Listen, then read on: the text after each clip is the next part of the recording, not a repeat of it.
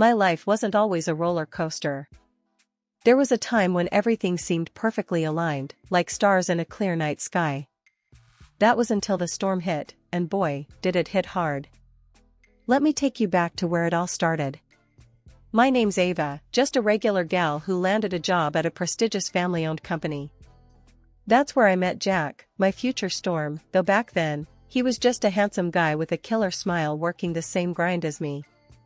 Hey, Ava, right? I've seen you around. Jack Harrison. He introduced himself one day at the office, extending a hand that felt like it was molded just for mine. Yeah, that's me. Nice to meet you, Jack, I replied, feeling a spark I hadn't felt before. Our office romance blossomed faster than a wildfire, and before I knew it, we were tying the knot. It was a beautiful ceremony, the kind you see in movies, but little did I know, it was the calm before the storm. Jack's family, especially his mom, Mrs. Harrison, and his dad, the big boss of the company, had their own ideas about what my role in the family should be. Ava, dear, you know it's best if you focus on the home. Let Jack handle the business, Mrs. Harrison would often say, her words coated with a sweetness that couldn't mask the bitterness I felt being sidelined. But I have a degree and experience. I can contribute to the company. I tried to argue once, only to be met with a patronizing chuckle from Mr. Harrison. Darling, we appreciate your enthusiasm, but let's leave the business to those who know it, he said, dismissing me as if I were a child. Jack didn't stand up for me. Instead, he echoed his family's sentiments. Babe, it's for the best. You'll see. We can start a family, and you'll have all the time to take care of our home, he said, wrapping his arm around me, trying to sell me a future I never asked for. I eventually gave in, quitting my job to become the housewife they all wanted me to be. But satisfaction was far from what I found. Each day felt like I was losing a piece of myself, my identity drowned out by the endless cycle of household chores and Jack's increasing demands. I tried to reach out to Jack, to tell him how isolated and belittled I felt. Jack, this isn't what I signed up for. I'm more than just a cook or a cleaner, I pleaded one night, hoping to find the man I fell in love with. Ava, you're being dramatic. This is what women do, they take care of their homes. And honestly, you could put a bit more effort into it. And yourself, he shot back, his words like daggers to my heart. That conversation was the first of many storms to come, each one eroding the love and respect I had for Jack. I started to see the man he truly was, not the one I married but someone who saw me as nothing more than a convenience, an accessory to his life of privilege and entitlement. Life after marriage and Ethan's birth was supposed to be the dream, but instead, it felt like I was walking on eggshells, constantly trying to dodge the next criticism or sarcastic remark. The warmth in our home had turned cold, and the cracks in my marriage to Jack began to show, deep and jagged. One evening, as I set the dinner table, hoping to bring some semblance of normalcy back into our home, Jack walked in, his face twisted in displeasure the moment he saw the spread. What's this? He asked, poking at the food with a fork as if it might bite back. It's your favorite, lasagna. I tried a new recipe, thought it might be a nice change, I said, my voice barely above a whisper, bracing myself for his reaction. Jack took a bite, chewed for a moment, and then pushed the plate away, his face contorted in disgust. This is your idea of a nice change? It tastes like cardboard. Can't you do anything right? His words felt like a slap across the face. I fought back tears, not wanting to give him the satisfaction of seeing me crumble. I'm sorry you didn't like it. I'll try something else tomorrow, I replied, my voice steady, but my heart breaking. Don't bother. I'll just order from the restaurant. At least they know how to cook, he retorted, grabbing his phone to dial. That night, as I cleaned up the untouched plates of food, Mrs. Harrison made her grand entrance, as if on cue, ready to add salt to the wound. Ava, dear, I heard about your little cooking mishap. Let me show you how it's done. Not that you'll ever learn, she said, her tone patronizing, her eyes scanning the kitchen with undisguised contempt. I wanted to scream, to tell her to get out of my kitchen, my home, but I held my tongue. Arguing with her was like talking to a brick wall, only more frustrating. As she took over the stove, demonstrating how to make the perfect lasagna, I couldn't help but think back to the days when Jack and I would cook together, laughing and sharing stories.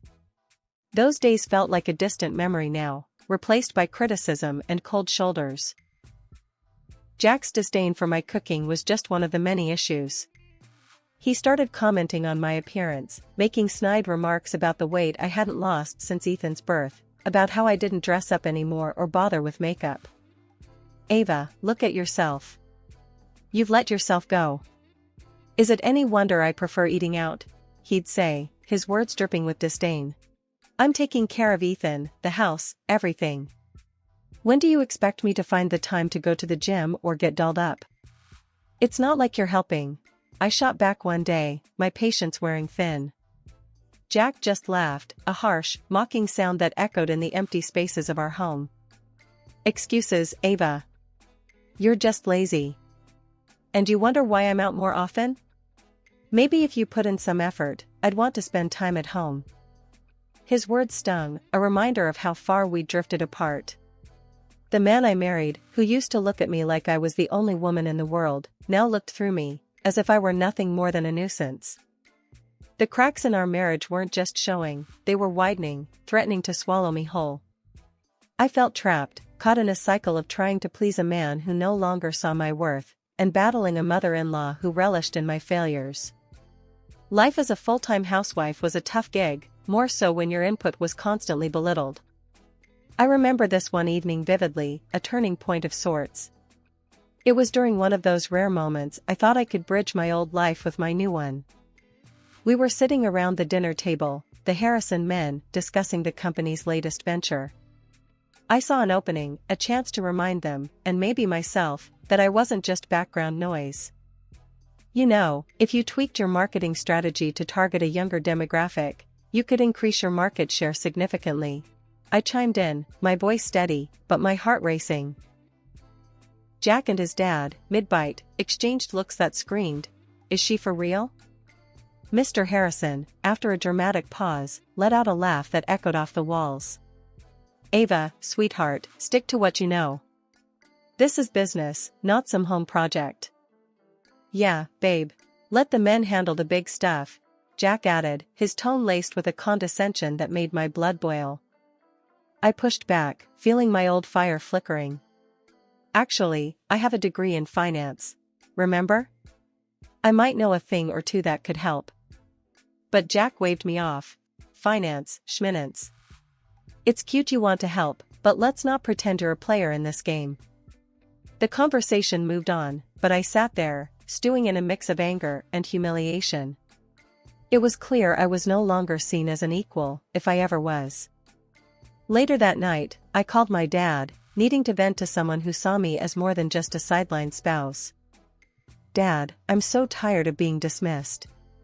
I tried to offer advice tonight, and Jack and his dad laughed in my face," I said, the frustration evident in my voice. "Sweetheart, I've told you about them. They're all high and mighty because of that company. But you're smart, and you're strong. You don't need their validation." My dad's voice was calm, but I could hear the anger simmering beneath. He then dropped a bombshell. "You know what? Let's give them a taste of their own medicine. I've got some money saved up from my investments. How about we buy a significant stake in their precious company?" I laughed, the idea sounding absurd and thrilling all at once. "Dad, you're joking, right? We can't just buy into the company." "Why not? It's public, isn't it? Let's shake things up a bit. Show them you're not just some trophy wife," he said, the mischief in his voice infectious. The idea was tempting, a way to reclaim some of the respect I'd lost, not just from them, but from myself. But it also felt like stepping into a battlefield I wasn't sure I was ready for. "I'll think about it, Dad. It's a lot," I said, the weight of the decision heavy on my shoulders. The day everything changed wasn't marked by any particular event. It was just a regular morning, but for me, it was the beginning of the end, and a new beginning. I had been feeling off for weeks, tired beyond the usual exhaustion that came with managing a home and taking care of Ethan, our son. Jack noticed too, but his concern felt more obligatory than genuine. "Ava, you look like hell. What's wrong with you?" he asked one morning, his tone more annoyed than concerned. "I don't know, Jack. I'm just tired. Really tired," I replied, trying to muster a smile, but even that felt like too much effort. "Maybe you should see a doctor." "I can't have you being lazy around the house," he said, his words cutting deeper than he probably intended. So, I went to the doctor, expecting to be told I needed more vitamins or rest. But what I got instead was a diagnosis that turned my world upside down: breast cancer. I remember sitting there, in that sterile office, feeling like I was outside my body, watching as the doctor's mouth moved, words coming out that didn't make sense. "Cancer? Me?" When I told Jack, his reaction was far from what I'd hoped for. "Cancer? Are you serious? How did this happen?" he said, more in anger than worry. "How does this happen to anyone, Jack? I don't know. But I need treatment." "Surgery, maybe more," I said, the weight of my own words sinking in. "And what about Ethan? And the house? Who's going to take care of everything?" he asked, his priorities laying bare the gap between us. I felt a loneliness then that was unlike anything I'd ever experienced. This was my partner, the man I'd chosen to build a life with, and in my moment of greatest need, he was worried about who would take care of the house. The following weeks were a blur of appointments and treatments. I grew weaker, physically and emotionally, and Jack grew distant. The few times I tried to talk to him about my fears, my hopes, he brushed me off. And then a terrible thing happened. The doctor, with a solemn look that prefaced bad news, told me that the best course of action was a mastectomy. Breast removal surgery. The words echoed in my head, a relentless echo that refused to fade. I was reeling from the news, but I knew I had to tell Jack. His reaction, however, was something I could never have prepared for. When I told him about the surgery, I searched his face for any sign of support or compassion. Instead, I was met with a look that I can only describe as disgust. It was a fleeting moment, but it was there, unmistakable and cutting deep. He didn't say anything, just turned and walked away, leaving me alone with my fears and the growing realization of how alone I truly was. The day of the surgery arrived, and with it, a profound sense of isolation. Lying in the hospital bed, I faced not only the physical pain of my ordeal, but the acute awareness that Jack, the man who had promised to be by my side in sickness and in health, was conspicuously absent. My parents were there, their faces etched with worry and love, but the space where Jack should have been was glaringly empty. Not once did he come to the hospital. Not a single visit from him or even my father-in-law. It was as if, in their eyes, my illness had rendered me invisible, unworthy of their time or concern. I lay there, post-surgery, grappling with the pain and the betrayal, feeling more alone than ever. Coming back from the hospital felt like stepping into an alternate reality. I stood at the doorstep of what used to be my home, my heart pounding, not from the pain of surgery, but from the uncertainty of what awaited me. The door swung open, and there he was, Jack, but he wasn't alone. Beside him stood a young woman, her presence like a slap in the face. Before I could process the scene before me, Jack's words cut through the air, cold and sharp. "Here are your things," he said, gesturing to a couple of suitcases on the porch. "And these," he handed me a stack of papers, "are divorce papers. I want you out, Ava." I stared at him, disbelief and pain warring within me. "Jack, what are you saying? This is my home, our home." He scoffed, a cruel edge to his voice. "Not anymore. I don't need a woman without breasts. I've moved on. She's everything you're not," he said, his arm wrapping around the waist of the woman beside him. The words were a physical blow, leaving me reeling. I felt a surge of anger, but it was quickly drowned out by a profound sense of betrayal. Without another word, I grabbed my things and left, the finality of the moment weighing heavily on me. I went to my in-laws next, hoping for some semblance of support, or at the very least, to see my son. The reception I received was as cold as the one I had just left. My mother-in-law's eyes raked over me with undisguised contempt. When Ethan was brought to me, his face lit up, a stark contrast to the tension around us. "Mommy," he exclaimed, throwing his arms around me. The warmth of his embrace was a small comfort in the sea of coldness. My father-in-law didn't waste time with pleasantries. "Take your son and leave," he said, his voice devoid of any warmth. "And don't even think about claiming any part of our property. You'll get nothing." As I stood there, trying to muster the strength to leave, my mother-in-law's voice stopped me. "You're nothing but an inferior woman now," she said, her words laced with venom. "No wonder he doesn't want you." The words stung, but they also fueled a fire within me. With Ethan by my side, I left, knowing that this was not the end for us. It was a bitter farewell to a life that had become a prison. Back at my parents' house, with Ethan playing quietly in the corner of the room, I sat down with my dad, the weight of the world on my shoulders. The air was thick with tension, but also an unspoken understanding. My dad was the first to break the silence. "Ava, remember what we talked about before? About the company shares," he said, his voice steady, his gaze meeting mine. I let out a humorless laugh, the absurdity of the situation not lost on me. "Dad, I thought you were joking. After everything, it feels like... I don't know, like grasping at straws."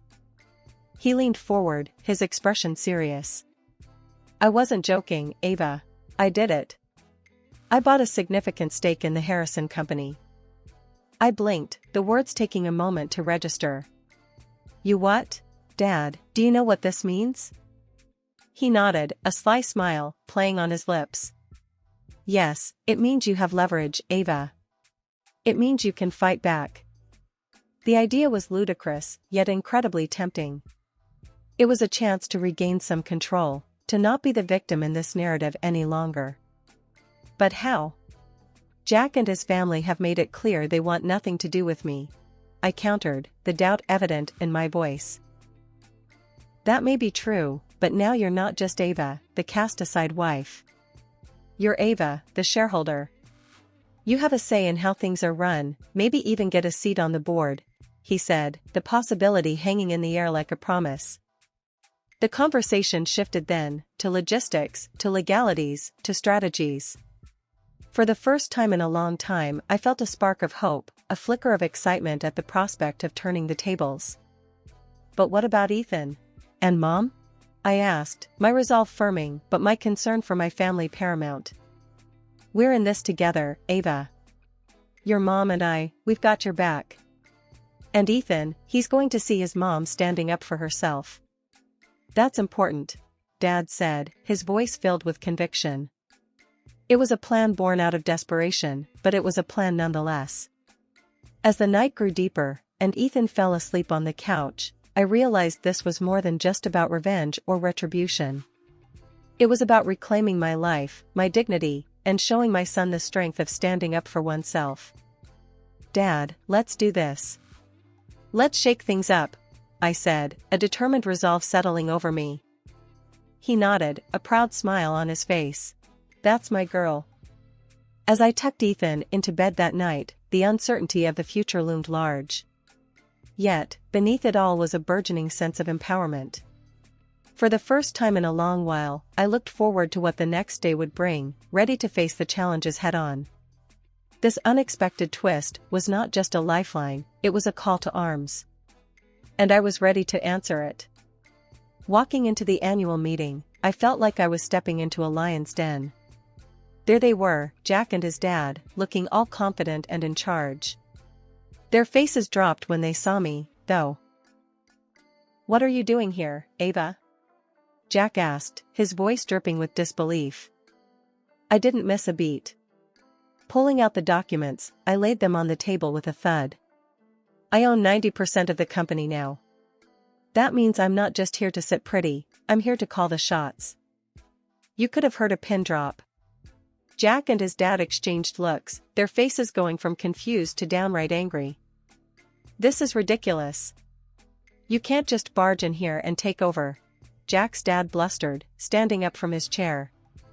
I shot him a look, my patience wearing thin. Sit down, or I'll have security help you do it. This is happening, whether you like it or not. I then laid out my plan, clear and straightforward. We're going to shift the company's direction. I have a plan that will double our profits. It's time for a change, and I'm leading it. The room was silent as I spoke, everyone processing the bomb I'd just dropped. You could see the wheels turning in their heads, calculating the possibilities. Jack tried to argue, his pride wounded. You think you can just waltz in and run the show? This is my family's company. I met his gaze, steady and unflinching. It was your family's company. Now, it's mine.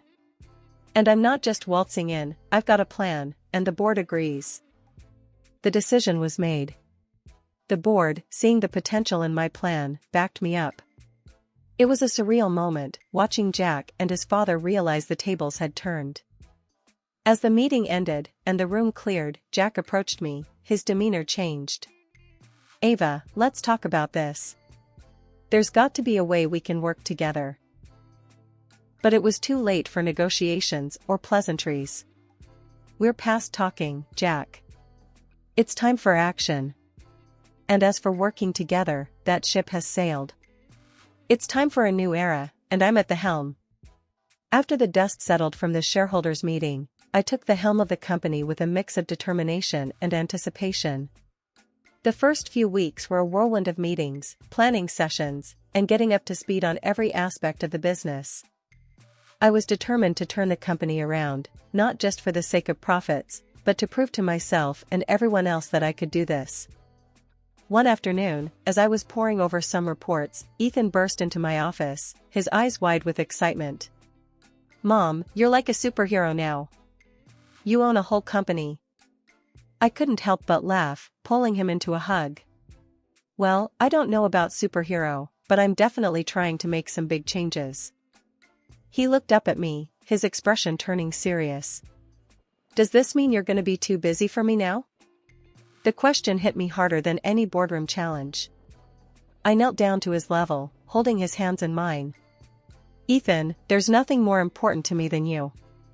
We're a team, remember? I might have more work, but we'll always make time for each other. He smiled, his earlier worry replaced by a gleam of pride. Okay, Mom. I believe you. Can I help with the company too? Sure, you can be my special advisor. How does that sound? I teased, ruffling his hair. Awesome, he exclaimed, already brimming with ideas. The next challenge came from within the company itself. Some of the longtime employees were resistant to change, skeptical of my leadership. I called a staff meeting, determined to address their concerns head-on. I know there are doubts, and I understand why. I started, scanning the room. But I promise you, every decision I make is with the future of this company in mind. We have an incredible opportunity to grow, to innovate, and I want all of you to be a part of that. There was silence for a moment before one of the senior managers spoke up. We've seen what you're proposing, Ava. It's ambitious, but if anyone can lead us there, I believe it's you. Nods and murmurs of agreement filled the room, a tangible shift in the atmosphere. It was the beginning of a new era for the company, and for me. As months turned into a year, the company's fortunes began to change. We were making strides, hitting targets that once seemed out of reach. And with each success, my confidence grew, not just in my professional abilities, but in my personal resilience. Jack reached out a few times, hints of regret in his messages, but I knew that some bridges were meant to burn. I was building a new life, one that was defined by my own terms, my own successes and failures. Sitting in my office one evening, looking out at the city lights, I reflected on the journey. From feeling lost and diminished to standing strong, leading a company, and raising an incredible son. It hadn't been easy, but I had emerged on the other side, not just intact, but stronger, wiser, and more determined than ever. "Ethan, time to go home," I called out, closing my laptop. He ran into the room, his latest drawing in hand, a colorful depiction of us together, standing tall. "This is us, Mom. We're a team," he said, his eyes shining. "Yes, we are," I replied, holding his drawing close. "And we always will be." As we walked out of the office together, I knew that whatever the future held, I was ready. I had rebuilt my life on my terms, and no matter what came next, I had the strength to face it.